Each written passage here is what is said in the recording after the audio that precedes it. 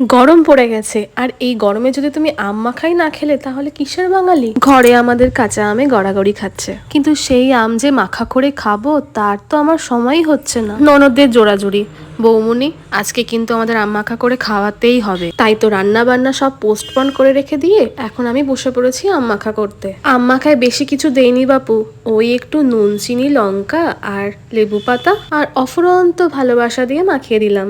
ঘরে আমার কাসুন্দি ছিল না, তাই কাসুন্দিটাকে স্কিপ করে দিয়েছি। আর বাচ্চারা খাবে, ঝালটাও একটু কম দিয়েছি। নিজের মতন তো করলে হবে না, মাথায় রাখতে হবে ওরাই তো এই উদ্যোক্তা, ওদের জন্যই তো ভেবেচিন্তে করতে হবে। সত্যি কথা বলতে বাপু, নিজের মুখে বলছি, আম মাখাটা কিন্তু দারুণ খেতে হয়েছিল, আর আমার ননদরাও ভালোই রিভিউ দিয়েছিল। সেটা তোমরা ওদের মুখ দেখলেই বুঝতে পারবে কি খুশি না ছিল আম মাখাটা খেয়ে। আবার বলেছে, বৌমনি আমাদের কিন্তু আবার করে খাওয়াতে হবে। আর আমি তো এখানেই গলে জল।